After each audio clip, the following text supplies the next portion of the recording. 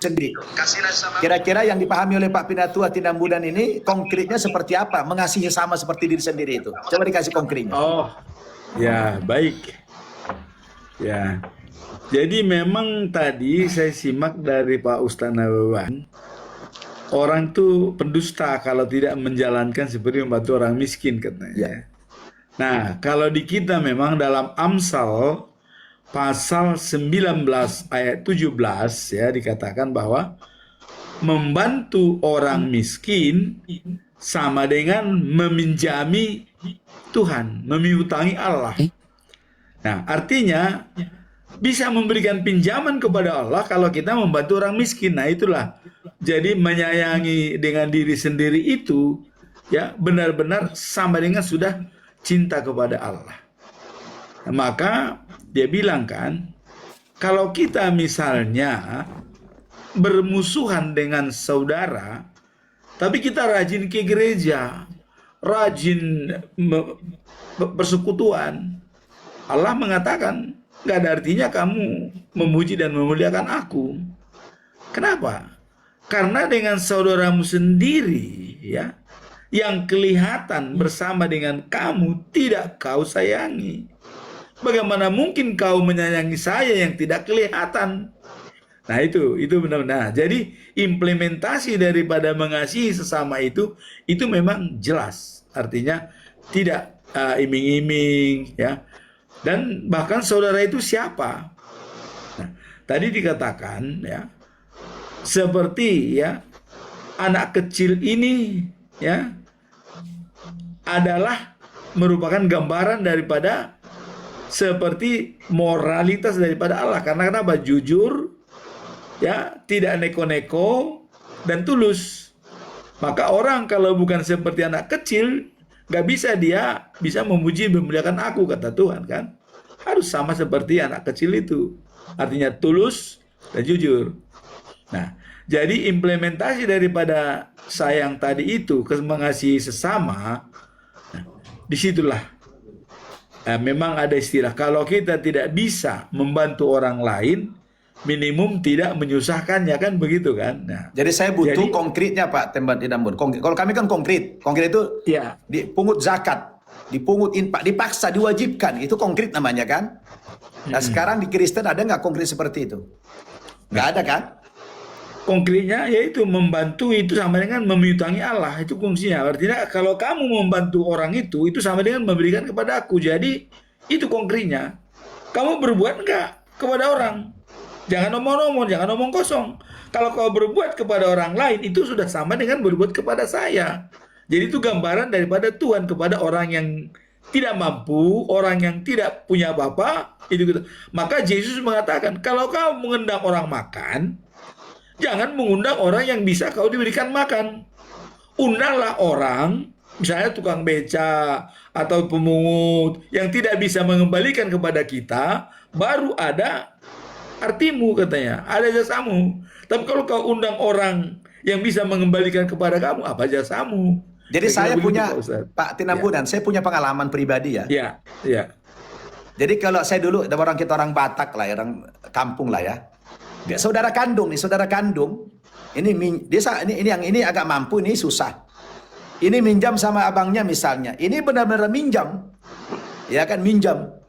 Begitu saya masuk Islam, saya di Islam ini, saya diberikan kemampuan misalnya, datang saudara saya minjam uang, saya bilang saya tidak pinjamin kamu, saya wajib menolong kamu, kamu saudaraku. Kaget dia. Ini ajaran apa? Islam mengajarkan begitu bang, saya bilang. Nah, boleh ditanya saudara-saudara kandung saya. Saya kalau begitu, kalau saya sama mereka minjam betul. Minjam, kembalikan. Kalau kami dalam Islam nggak boleh begitu. Kalau saudara kandung kita atau siapapun memang tidak mampu dan dia menjadi mustahik, orang yang berhak menerima bantuan kita, kenapa dipinjamkan? Nah, kita kasih bantuan ini, nah silakan digunakan ini. Gitu, kaget. Wah, bagus betul agamamu ya katanya. Emang begitu agama Islam. Kami wajib menolong dengan konkret dan tanpa memandang agamamu apapun. Kami wajib itu. Nah, jadi konkretnya begitu. Jadi kalau minjam, nggak minjam. tak kasih. Karena dalam agama kami, dalam Islam diatur itu wajib menolong orang yang kelaparan. Tidak, Iya. kelaparan di sini umum itu Pak Tinambunan, umum, bukan hanya orang Islam. Ya, tapi orang non Muslim pun kalau kelaparan kita wajib bantu. Namanya manusia, lihat dari sisi kemanusiaan. Oh, ngasih makan binatang aja dapat pahala kok. Masa ngasih makan manusia nggak dapat pahala? Iya. Nah, disitulah konkretnya. Terakhir, saya mau terakhir ini. Tadi ada yang masuk marga apa tadi? Ada satu terakhir itu. Udah keluar ya? Saya mau undur nih, tapi saya mau kasih kesempatan. Udah keluar ya? Udah turun? Udah keluar, siapa lihat di bawah. Oke, Siapa si Robert? terakhir. Silakan kalau ada terakhir, saya kasih waktu sekitar 5-10 menit. Siapa? Ya. Silakan kalau ada mau bertanya. Tadi Jack mau bertanya. Ya. Ya Bang Jack, silakan kalau bertanya. Jack ini masih baru sekali Pak Ustadz. Iya. Baru beberapa hari. Alhamdulillah. Ya, nggak usah dipublish dulu, jangan dipublish dulu. Takutnya nanti ada anunya, nggak apa-apa. Biarin dulu. Boleh dalam Islam itu, nggak usah dipublish dulu. Silakan kalau Bang Jack mau bertanya, silakan. Ya, asyadunya sudah, sunatnya sudah, asyadu hari Senin jam 7 pagi, sunatnya pada hari Jumat Agung, Masya tapi secara dunia nyata, tidak di sosmed. Alhamdulillah. Ya, yang saya mau tanya itu yang tadi saya dengar dari awal sampai saya diizinkan naik itu mengenai umroh ini bertujuannya apa? Ya. Makanya saya tidak paham itu umrohnya. Sudah? Nah, itu ya, Oke. itu yang pertama. Ya. Itu yang pertama.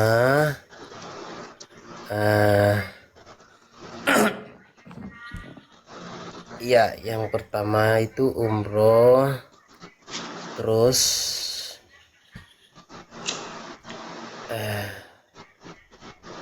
yang kedua itu mungkin apakah boleh saya izin, maksudnya mau setelah di sini apakah saya masih bisa diberikan kesempatan untuk bergabung dengan saudara-saudara saya secara keluarga begitu. Ya, itu saja. Baik. Nanti mungkin pertanyaan yang lain nanti saya secara pribadi dengan Pak Ustadz Nababan di WA saja, karena saya sempat ada WA. Boleh. WA, ya. Karena Bang Jack ini kalau boleh tahu kampung dari mana aslinya? saya dari Serui. Oh, dari Serui. Ya. Saya sering juga ceramah ke Papua sana. Saya sering ceramah ke Papua, saya ke Kainama, ke Pakpak, Kaimana. ke Pakpak, sampai saya ke Wasior sana, Manokwari, bahkan ke Timika, ya, Freeport sana, saya sering ke sana ceramah. Jadi, Oh iya, ya. alhamdulillah senang kalau dengar Bang Jack ini dapat hidayah. Terus nanti silakan di japri pribadi aja ya. Ya. Terus masalah umroh, apa itu umroh? Di dalam Al-Quran ada perintah yang berbarengan dalam Al-Quran itu, kata Allah, wa atimmul hajja wal umrata lillah. Sempurnakanlah ibadah hajimu dan umrohmu karena Allah. Jadi ada dua implementasi ibadah di sini, ada haji, yaitu haji itu tujuannya dalam rangka mengunjungi Baitullah. Dari seluruh dunia orang datang ke sana, yang tujuannya itu untuk memakmurkan, ya, karena itu menjadi sentral kiblat umat Islam di seluruh dunia. Kita disuruh mengunjungi ke sana dengan tata cara yang sudah diatur. Umroh juga begitu, cuma bedanya haji dengan umroh. Kalau haji ini ada kewajiban, ya, beribadah di Arafah, di Mina, di Musdalifah, di tenda. Tapi kalau umroh ini daerah lokasi ibadahnya hanya di Makkah saja, hanya di sekitar Masjid Al-Haram itu. Ya, dengan ketentuan yang sudah diatur. Secara bahasa, umroh itu artinya memakmurkan Baitullah, memakmurkan rumah Allah. Jadi kita datang dari mana-mana supaya ada syiarnya. Jadi kita datang itu memakmurkan, meramaikan, kira-kira begitu. Meramaikan Masjid Al-Haram itu. Minimal sekali dalam seumur hidup kita ke sana. Tentu bagi orang yang mampu saja. Kalau tidak mampu, tidak diwajibkan. Tapi kalau dia mampu, diwajibkan sama Allah Subhanahu wa taala. Jadi kalau saya kebetulan ya sudah puluhan kali ke sana bukan karena mampu, tapi karena saya bertugas sebagai pembimbing. Jadi saya berkali-kali haji, berkali-kali umroh itu alhamdulillah belum pernah bayar. Ya, tidak pernah bayar. Jadi secara finansial nggak mungkin mampu berkali-kali. Tetapi rupanya dengan cara yang lain Allah punya kuasa. Ya, travel-travel itu pakai saya sebagai pembimbing ibadah haji dan umroh. Nah begitu bang. Jadi umroh itu intinya adalah dalam rangka meramaikan, memakmurkan rumah Allah di sana. Kegiatannya apa? Kegiatannya cuma sholat ke sholat saja. Sholat, kemudian ada perintah untuk tawaf mengelilingi Ka'bah itu. Ada sa'i, berjalan dari Bukit Sofa ke Marwah. Cuma itu saja. Intinya ibadah. Dan yang paling menarik, 8 juta orang berkumpul di sana. Berbeda suku, bangsa, warna kulit, bahasa, dan adat istiadat. Alhamdulillah, nggak pernah ada orang berantem. Nah, ini hebatnya itu. Oh, dahsyatnya di tanah suci itu. Biasanya sebuah perkumpulan, jangankan sampai jutaan orang. 10.000, 20.000 aja berkumpul, itu sudah rawan kriminal. Ya kan? Ini 8 juta orang berkumpul di satu tempat, keinjak kakinya, nggak ada orang marah. Malah yang keinjak kakinya yang minta maaf, bukan yang menginjak. Apa dibilang? Mohon maaf ya Pak, mohon maaf ya Bang, kakinya masih dipakai, katanya kan? Bukannya yang menginjak yang minta maaf, yang diinjak kakinya yang minta maaf. Mohon maaf ya Mas, ya kaki saya ini masih dipakai, gitu kan? Artinya jangan diinjak, gitu loh. Coba kalau kita di sini diinjak, mau marah-marah kita, tempelang itu orang. Nah, itulah hebatnya, dahsyatnya di tanah suci itu. Padahal beda suku bangsa, beda adat istiadat, beda negara, beda bahasa, kok bisa berkumpul satu tempat dan tidak ada kerawanan dalam kriminal. Wah, itulah hebatnya, itulah daya tarik tanah suci itu. Subhanallah. Ya, begitu ya Bang Jack ya. Saya doakan semoga Bang Jack nanti bisa suatu hari berangkat ke sana. Amin. Amin, amin Allah. Dan juga amin. Pak Inam Bunan juga kayaknya udah penasaran pengen ke sana juga ini nampaknya.